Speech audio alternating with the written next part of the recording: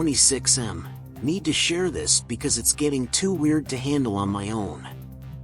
I work remotely as a freelance graphic designer, so I don't have to be tied down to one location. I don't have any close family. My parents passed away when I was young, and I was raised by my grandmother who passed several years back. Anyway, a couple of months ago, I inherited a house from my great uncle. I didn't even know this guy existed until I got a letter from a lawyer. Apparently, he was my other grandmother's brother, and he'd left me his house and his will. The place is in a remote area, about an hour's drive from the nearest town. Since I was free to move, I decided to check it out and maybe even live there for a while. I mean, who wouldn't want to live rent-free, right? The house itself is old but in decent shape. It's a 2-story building with a wraparound porch and a big yard surrounded by thick woods. The nearest neighbor is miles away. It felt like a perfect place to get away from it all and focus on my work. The first couple of weeks were pretty uneventful. I spent most of my time cleaning up the place and getting it organized. There was a ton of my great uncle's stuff lying around, and I had to sort through all of it. He was a bit of a pack rat, and I found all kinds of weird things, old books, strange gadgets, and a lot of handwritten notes. That's when things started getting weird. It was one night, maybe around midnight. I was going through a box of papers in the attic when I found a journal. It looked old and worn, and it was filled with my great uncle's handwriting. The first few entries were pretty normal, notes about the weather, what he did that day, stuff like that. But then, about halfway through, the entries took a strange turn. He started writing about seeing strange lights in the woods at night.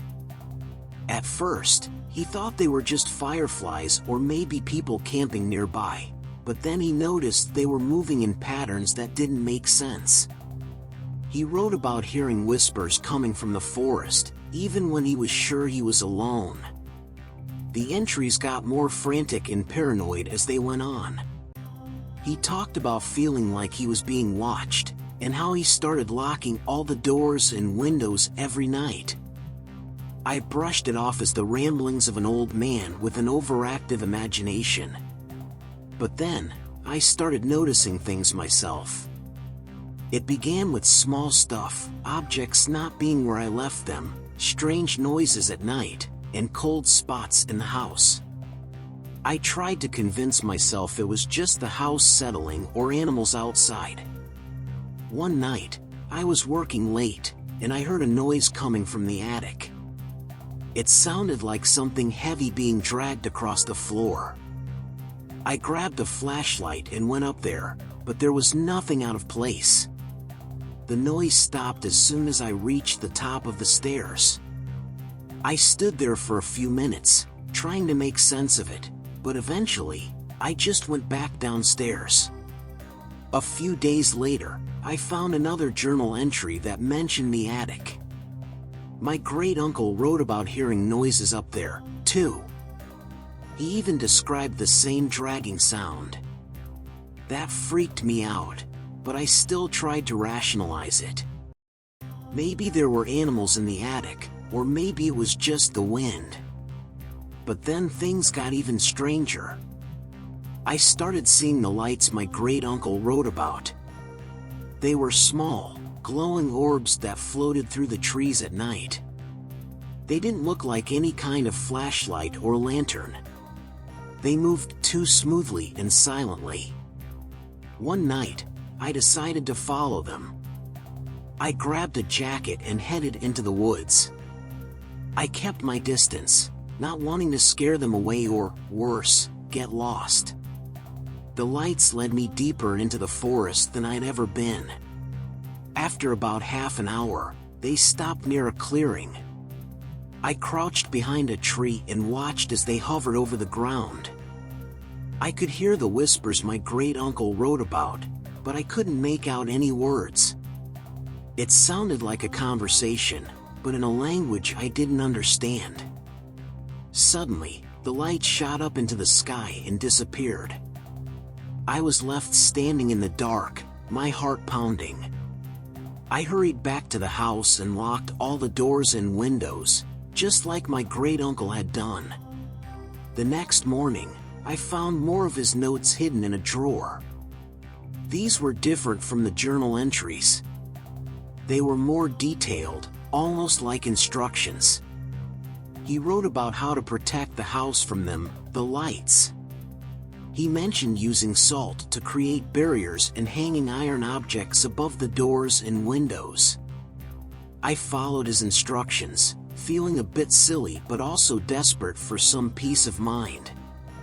For a few nights, things seemed to calm down. The noises stopped, and I didn't see any lights.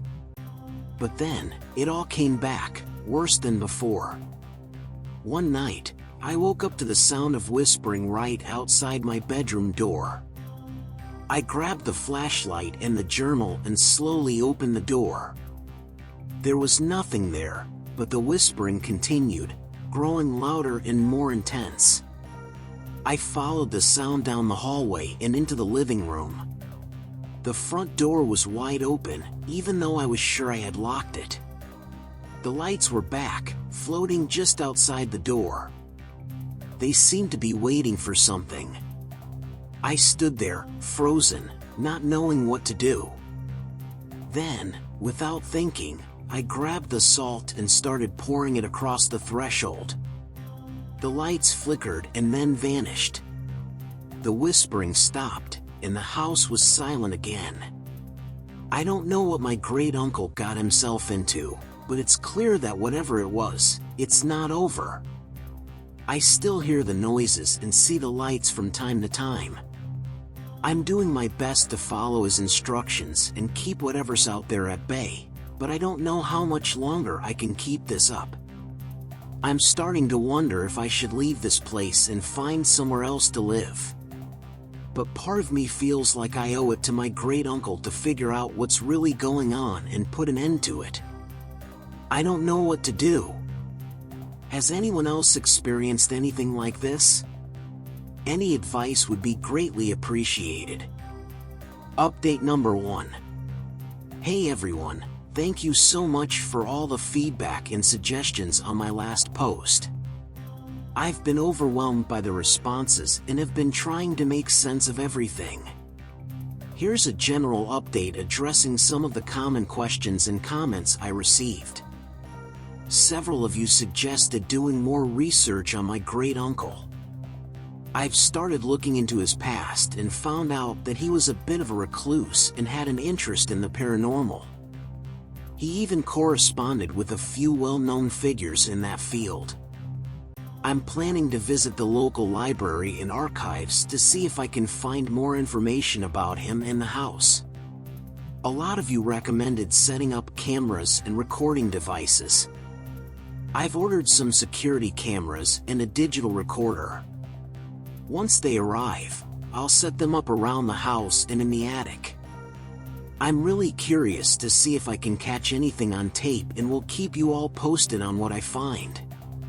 Some suggested getting the house blessed. I'm not particularly religious, but I'm willing to try anything at this point. I'll look into different types of blessings and see if I can find someone to help with that. If anyone has experience with this, I'd appreciate any advice on what kind of blessing to get.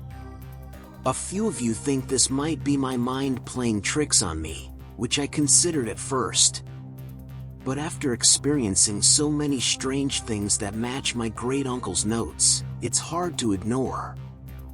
I'm trying to keep an open mind and will continue documenting everything to see if there's a logical explanation. Many of you suggested exploring the woods during the day. I've only been out there at night following the lights, but I'll take a hike during the day and look for anything unusual. Seeing the area in daylight might help identify what's causing the lights and whispers. A few of you think it might be a prank. Given the remote location, it seems unlikely, but I'll stay vigilant. The journal entries date back years and the activity has been consistent, which would require a lot of dedication for a prank. Still, I'll keep this possibility in mind. Someone suggested getting a pet since animals can sense things we can't. I don't have any pets right now, but getting a dog could be helpful. I've read that animals can be sensitive to paranormal activity and it would be nice to have some company out here. I'll think about adopting a dog from the local shelter. A few of you mentioned looking into the history of the land. I'll dig into the history of the area to see if there were old settlements or significant events that could be connected to the activity. This could provide some clues about what's going on. I appreciate all the advice and support from everyone. This has been a lot to handle, and it's good to have a place to share it and get some feedback. I'll keep updating as I gather more information and try out your suggestions. Stay tuned. Update number 2. Hey everyone. First off, I want to thank all of you for your incredible support and advice since my first post. It's been comforting to know that so many people are interested in helping me navigate this strange situation. After taking in all your suggestions and doing some of my own investigating, I've come to a difficult decision. Despite my efforts to uncover the mystery behind my great-uncle's house and its odd happenings, I've decided it's best for my mental health and well-being to move out. The experiences I've had here have been too unsettling, and I'm not equipped to deal with this kind of stress long-term. I've managed to save up enough money to relocate, and I've already started the process of moving out. I've hired a company to inventory and sell my great-uncle's possessions. It's been fascinating to see some of the things he collected, but also a bit sad to part with items that clearly meant a lot to him. Hopefully, these items will find new homes with people who can appreciate them. As for the house itself, I'm putting it on the market. It's a beautiful old place with a lot of character, and I'm sure there's someone out there who will love it and maybe even be better equipped to deal with its quirks than I was. Thank you again for following my journey and providing so much valuable advice.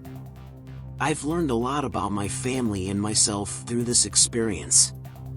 I'll keep an eye on the subreddit and let you know if anything else significant happens, but for now, this is goodbye. Take care, everyone.